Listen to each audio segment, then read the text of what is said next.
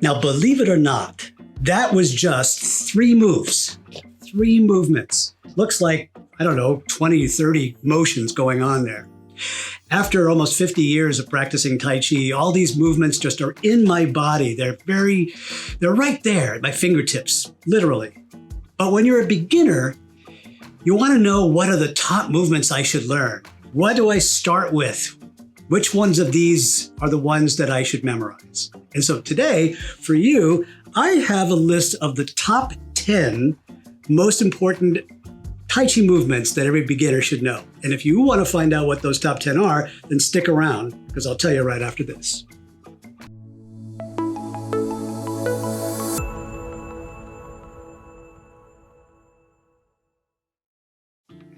Hey everybody, it's David-Dorian Ross here, the creator of the Tai Chi Fit Method, and all of this is the Tai Chi Fit Method on YouTube.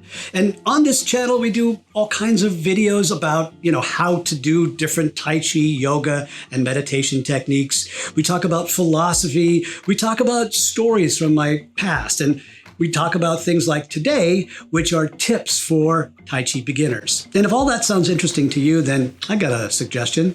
Why don't you hit that subscribe button and, the little bell icon, because that's how you'll know every time we put up a new video. All right, now without further ado, let's talk about the top 10 movements for Tai Chi beginners. Now, I have to say that I'm drawing these top 10 from one particular style of Tai Chi. Be aware that there are 5 main family styles of Tai Chi. And so you might go to somebody who practices a different style, and they might have a different variation of these movements. But across all styles, they still have the same names. They still have the same basic intention. But this is a style known as Yang family style. So the first movement is, the simplest movement, and it's called the commencement. It's getting started, or as we usually say, opening the door. And here's what it looks like. Very often we begin with the feet together, although you could start with the feet apart. But let's say we start with feet together. One foot steps out to the side, just about hip width, and then center the weight. Slowly, both hands float up, not too high, just about chest high, elbows soft, and then the whole body sinks down. Hips sinking, knees sinking, but not too far, just like there's a tall bar stool. One simple movement, opening the door. Perfect. See, that's easy. It's a good place to start. The second most important movement for you, I'm going to say, jumps all the way to the end of how we would usually do a Tai Chi routine with a movement we call the completion, or closing the door. See, so I've already finished with opening the door. And here's how I would end it, with crossing the hands and then rising back up to my original neutral stance, separating the hands, and then they float gently down to my sides. If you had started with your feet together, then you'll return feet together. If you started with feet apart, then that's the end, just like that.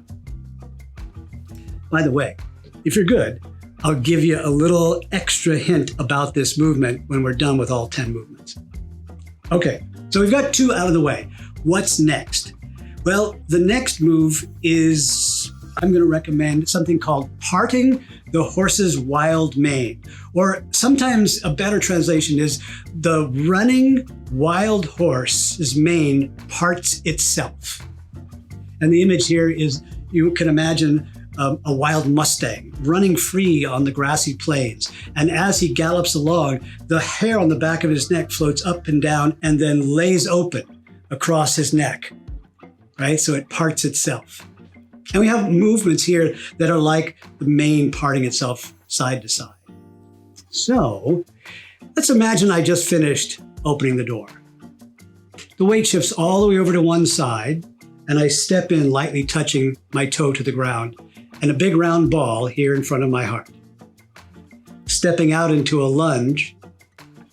I'm going to take the bottom hand like the upper main and open it up. Now I'm just going to show you a little trick here.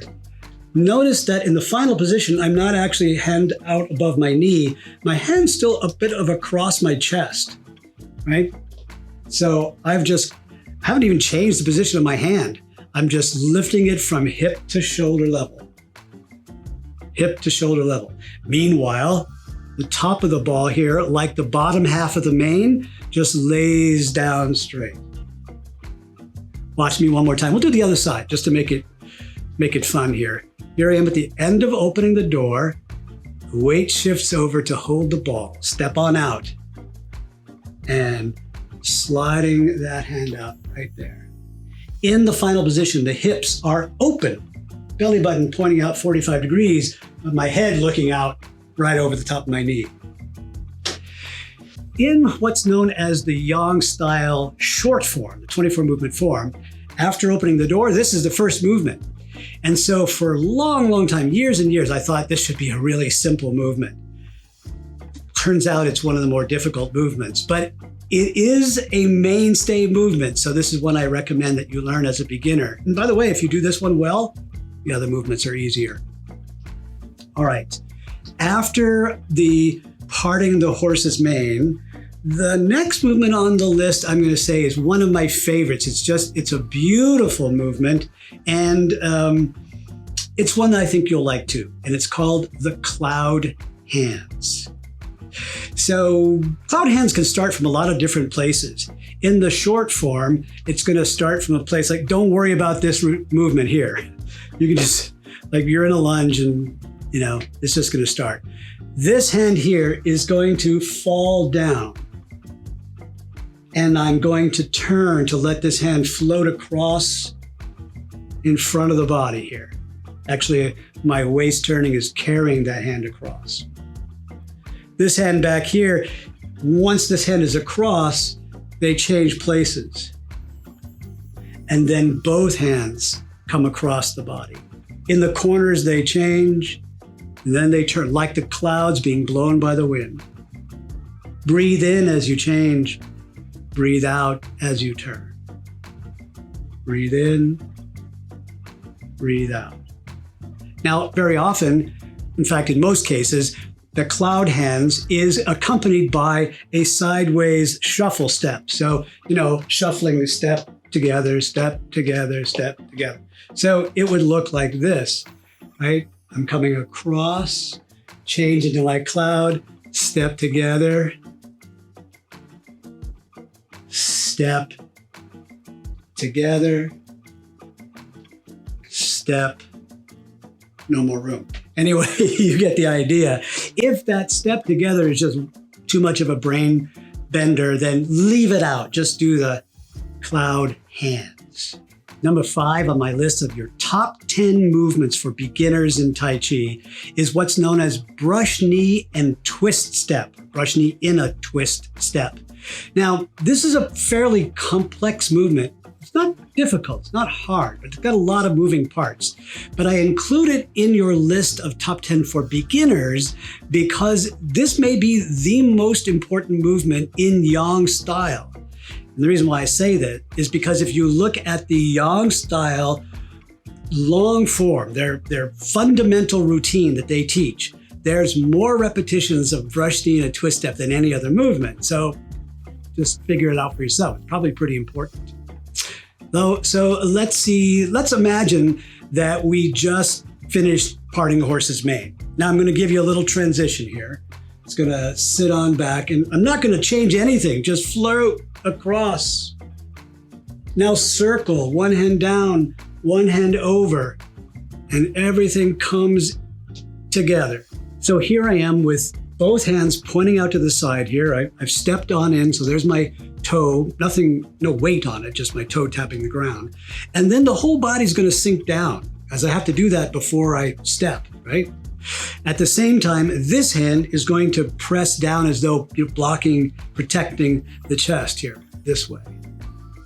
At the same time, this hand waves on in, getting ready for a push. This is just what we call chambering up. So it all happens like this.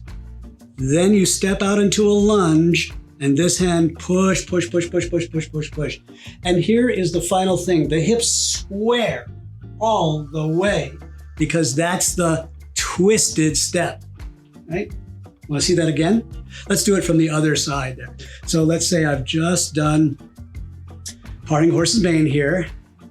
Floating, floating, floating, floating, floating, floating. This hand drops. This one rises. Big circle all the way around. Here I am, both hands pointing out to the side. Body's going to go down. This hand's going to push down. This hand's going to wave in. And that all happens at the same time. So it's like that. And then you're going to step, and this hand push, push, push, push, push, push, push, push, push, push. Drop down, circle around.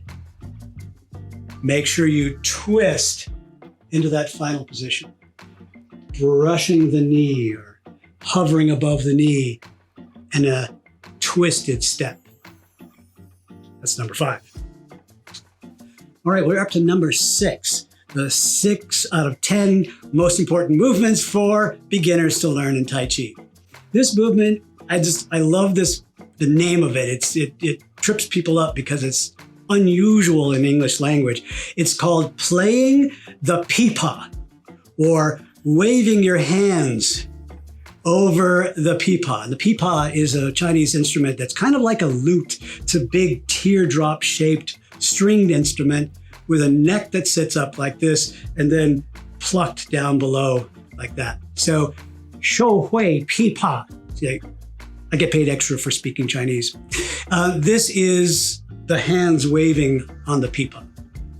So the thing about this movement is that I'm pretty much all on one foot, and the other foot is just tapping down the heel. Now, it's not right next to your supporting foot. It's out about one basic pace. Like I was going to walk, and then I got stuck.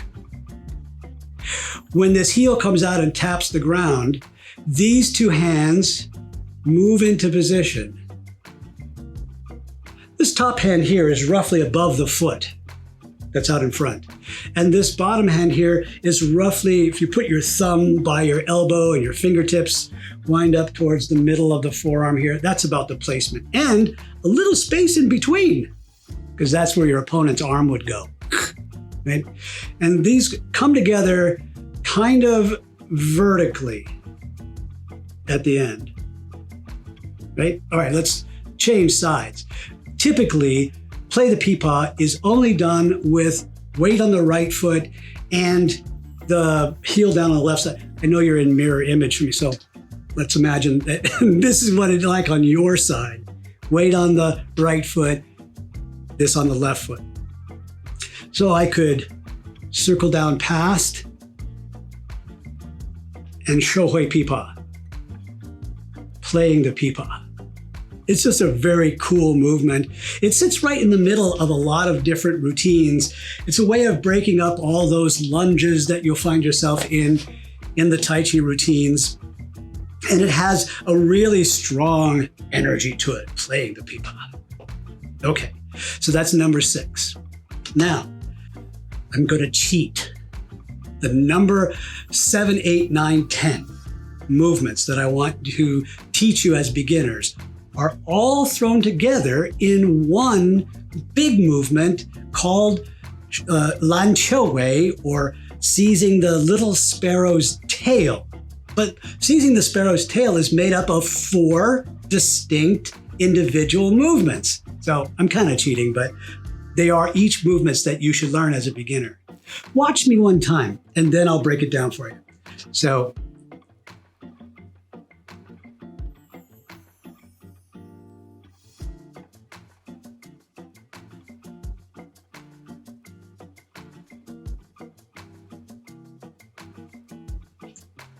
that's the whole enchilada. But each one of those pieces, each one of those weight shifts is another individual movement.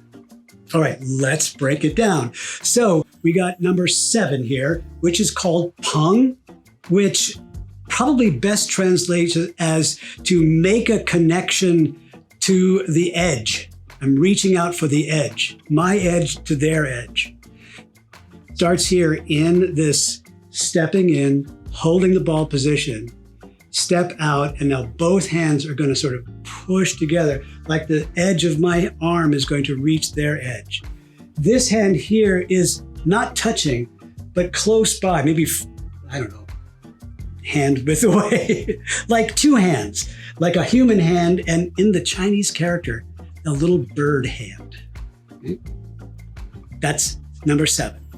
Number 8 now is called Ji, and Ji means to stroke, like you would stroke a long beard or you'd pet a cat, right?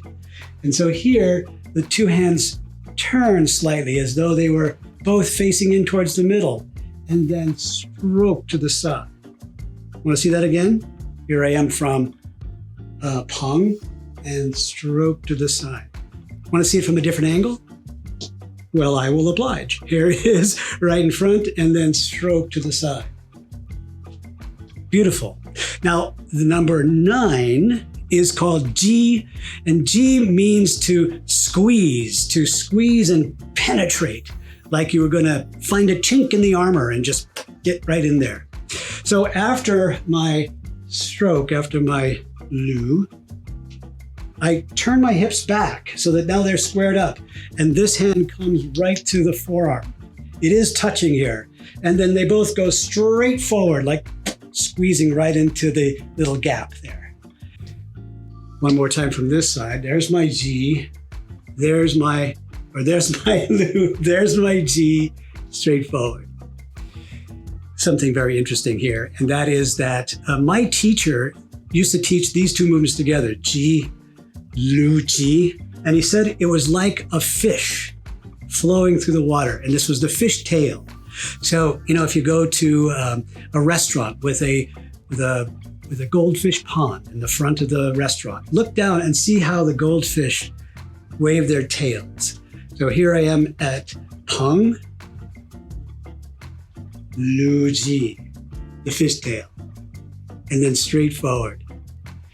The last movement, number 10, is called An, which is a homonym. It's a sound-alike word for the word peace. But in this case, it means control. So I slide my hands apart, bring it on back, get underneath it, like you're going to control it, and let it go. Lift and let go. One more time, watch me through all 4 parts. 7, 8, 9, 10, also known as grasping the bird's tail.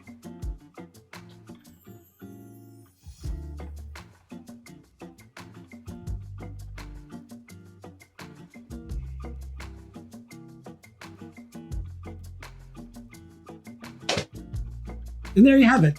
There's the top 10 movements that all Tai Chi beginners should know. Oh yeah, I promised you a bonus. All right.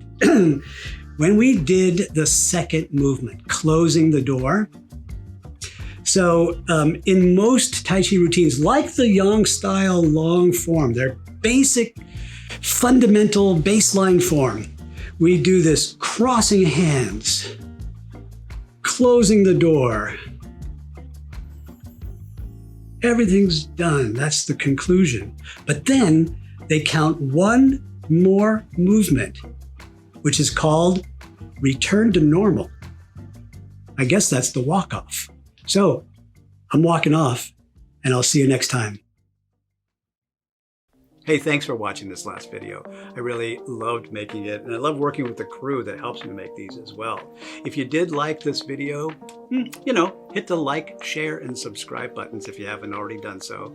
And you can follow us on other places like Instagram and on our website, where if you go, you can actually download a video and an ebook for free called the Tai Chi Fit 10 Steps to Living a Good Life and Being a Good Person. And that's what I know you're here for in the first place. Anyway, that's all I got. Hey, just 3 things you need to do every day. Number 1, open up that heart, keep it open. Number 2, take some time to play. Just throw off all the structure and crap and responsible living and just have some fun for 5 minutes. And number 3, no matter what happens, just go with the flow, baby. Just go with the flow. Hope you're well. Peace.